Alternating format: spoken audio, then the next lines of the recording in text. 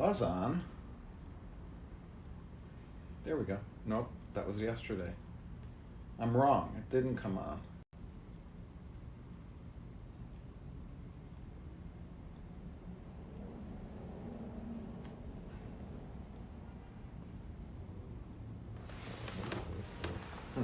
Let's see.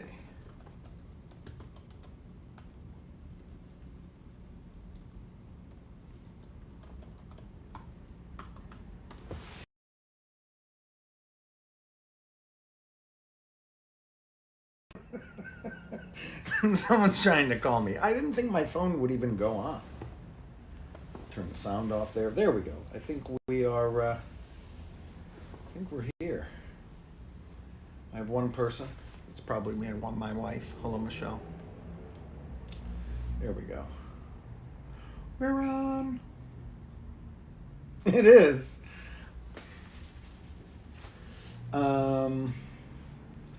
You may know I've realized that I wear very warm clothing. I'm from the East Coast, but I've become such a Los Angeles person since I've lived here for over 30 years now that my blood isn't right.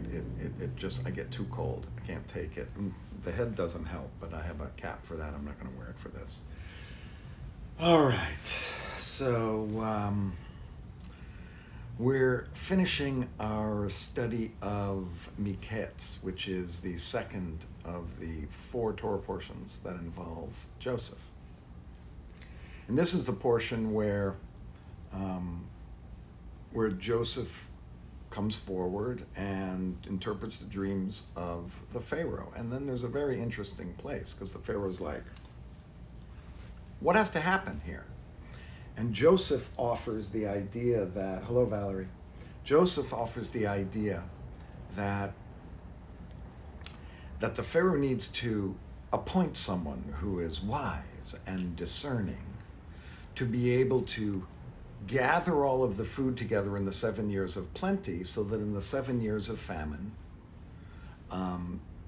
Egypt will have enough food so that no one will starve. And in fact, what ends up happening is they have so much food that they end up feeding the entire region, and that's how Joseph's family ends up coming down to Egypt, and how our people end up becoming numerous and prosperous in the land of Egypt, and then have to come out after the new Pharaoh comes into power. So he comes out and he says, okay, you have to find someone wise and discerning that can handle this, after he's been the one that described the dreams and interpreted them correctly. And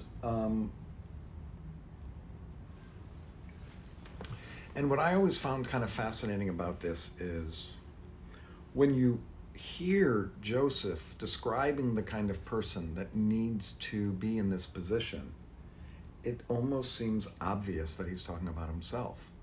Because we who know the story know how discerning he is and how wise he has become after being that bratty little 17-year-old who told his brothers about his dreams. Now, when he's interpreting dreams, it's not dreams about himself and how he's made better, but it's dreams about others.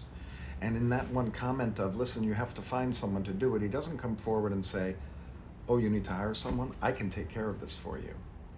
He throws out the idea of, this is the kind of person you need. And then the next thing the Pharaoh says is, well, hello, Chuck and Lisa, happy Hanukkah. Hello, the Pharaoh says to him, well, I think you're the guy for this job. And so Joseph becomes the second highest in all of the land next to Pharaoh. And that is how we end up coming down to Egypt. And I think the spiritual lesson that I've been thinking about today, when I've considered that moment, when Joseph says you need to hire someone that does this and does that and knows this and knows that and is this kind of person and that kind of person, when in fact he is describing himself, is that in our society, so much of the time, I'm going to use crass language here, we brag about who we are. We brag about what we've done. We show a tremendous amount of confidence that we can handle everything. And we're not as shy, perhaps, in talking about our own skills and who we are as people. So, if that were nowadays and it was a movie that we were watching, Joseph would have been like, yeah, you know what? The Pharaoh was like, what kind of person should we hire? And Joseph would say, I know just the person that you should hire, me. Instead of leaving it and having the Pharaoh recognize that Joseph was the one. And I think many times in our society today, I know I've done this myself. If someone's good at something, we're like, oh, you need to promote yourself in that. Nowadays, everyone promotes themselves, right? They're all on YouTube and they're on Facebook, just as we are. And all to kind of promote the things that people do, and so that others will see them, so that they can, I don't know, there is an obsession a little bit in this country with being famous. And so if anyone has any kind of skill or prowess in a certain area, then the assumption is, oh, you should actually put yourself out there and tell everyone how great you are. Everyone will see it, and you'll become famous and rich and powerful. Instead of, I'm skilled at this, I do this, and that's enough. I have talked about this before. In my life, I've thought about this many, many times. Because a lot of times I come across people who have incredible skill in a certain area, but that might not necessarily be what they want to do for their livelihood or for their whole lives. I've known a lot of people who are artists on the side, and I'm like, oh, you should become an artist, you should have your own gallery. Why? Why isn't the act of doing anything enough? That's just a question I want to throw out there. Why isn't that enough? Why is it that we always feel it has to be taken to another place so that everybody can see what you do and everyone can love you and say you're amazing?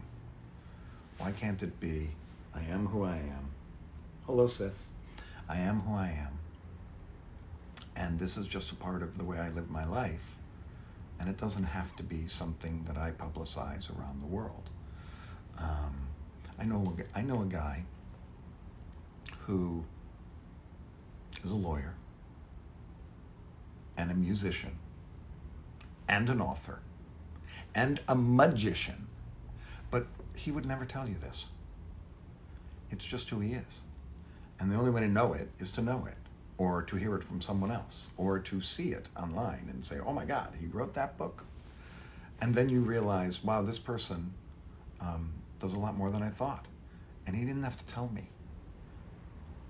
It's just kind of who he is. And there are many of you that are watching this right now that I'm sure have certain skills that other people don't have. And it helps to make you, in the way that we'll be talking about it at the end, we want to feel joy and we want to feel whole. One of the ways I believe to feel whole is to just recognize who you are, what skills and talents you have, what you love to do, and it's enough that you do it for yourself.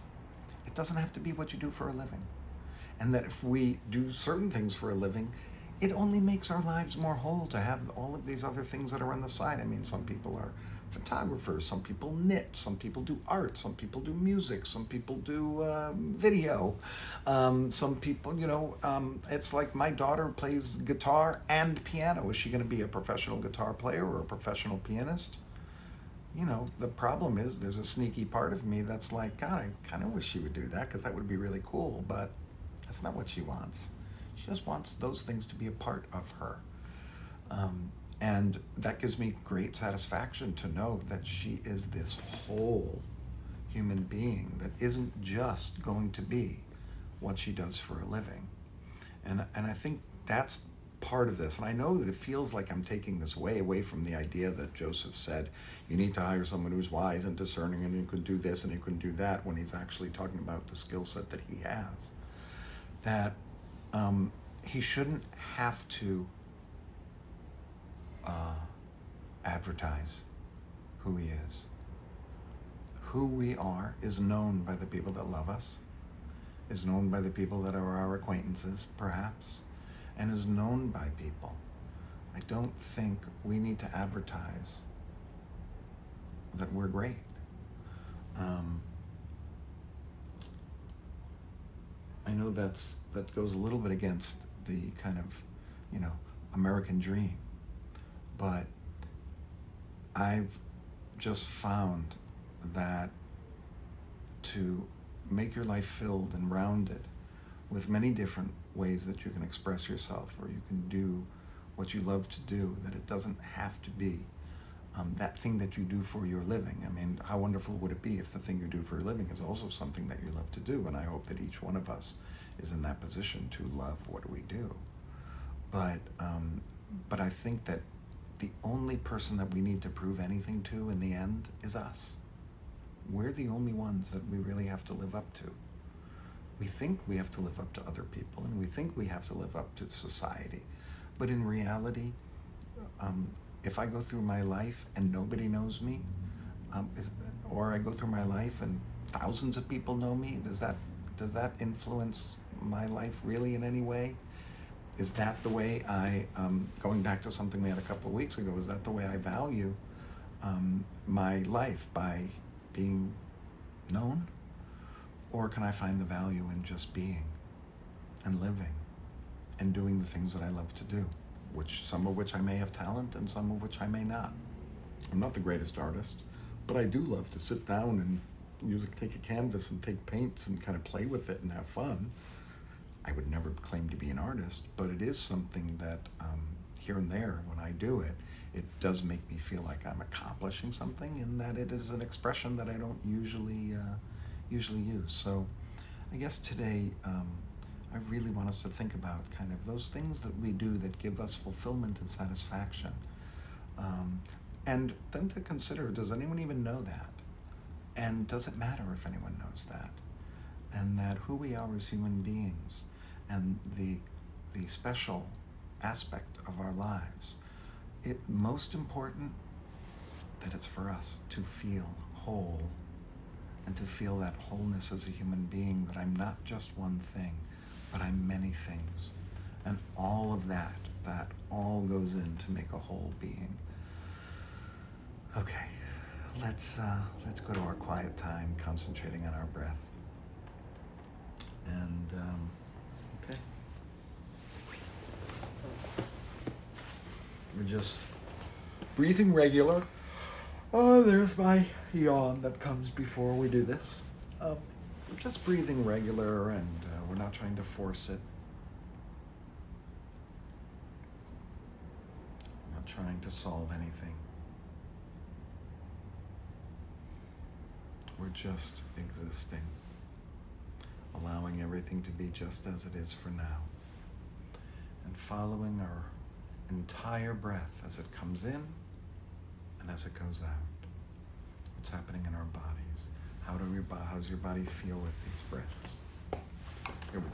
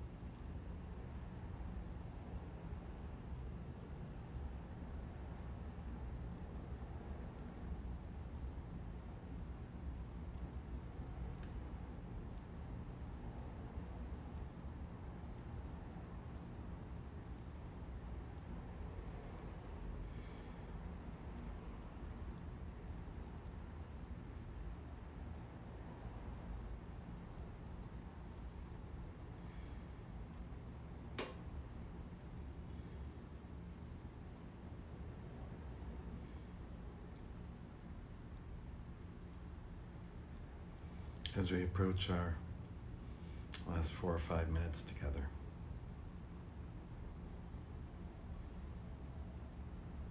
we ask for two feelings to come over us. A feeling of joy and a feeling of to feel whole. May I feel joy and may I feel whole. May I feel joy. May I feel whole.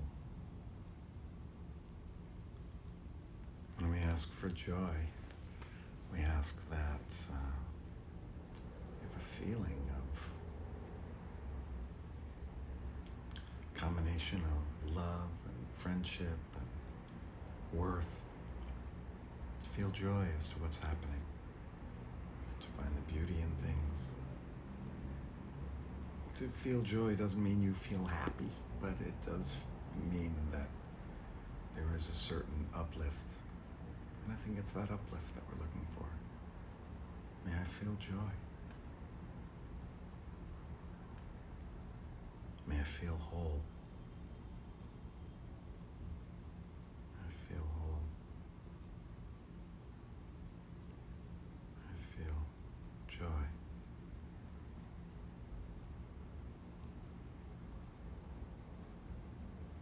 May I feel joy. May I feel whole.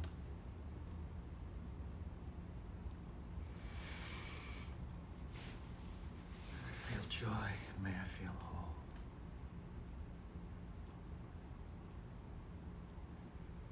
May I feel joy, may I feel whole. With each breath, you can say it out loud, you can whisper it, you can say it to yourself. May I feel joy. May I feel whole.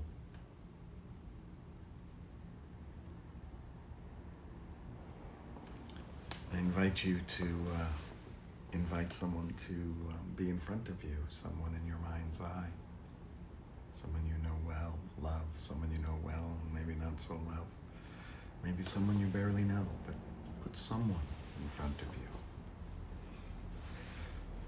And let us offer to them those same feelings.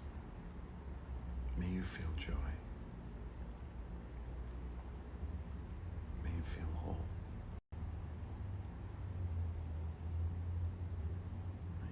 Joy. May you feel whole.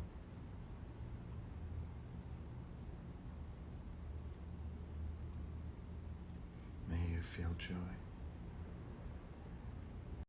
May you feel whole. May you feel joy and may you feel whole.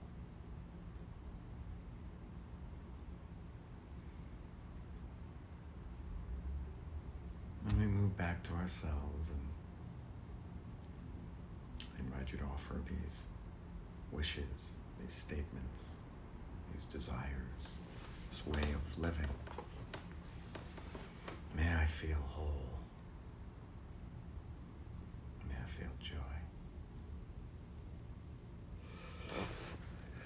May I feel whole. May I feel joy.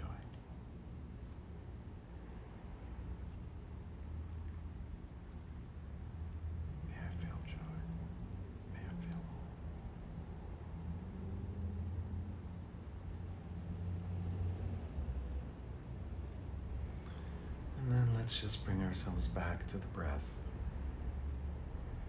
being, existing.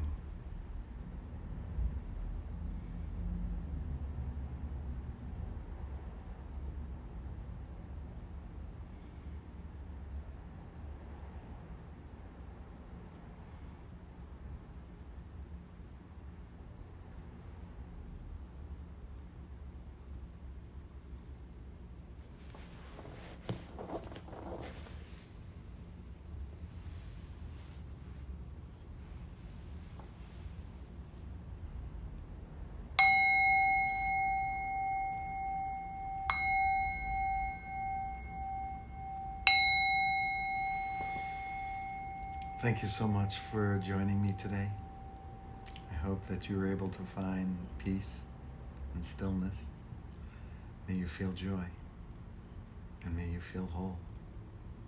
And may you have a beautiful evening, a wonderful Shabbat, and a fantastic weekend. We'll see you next week. Take care.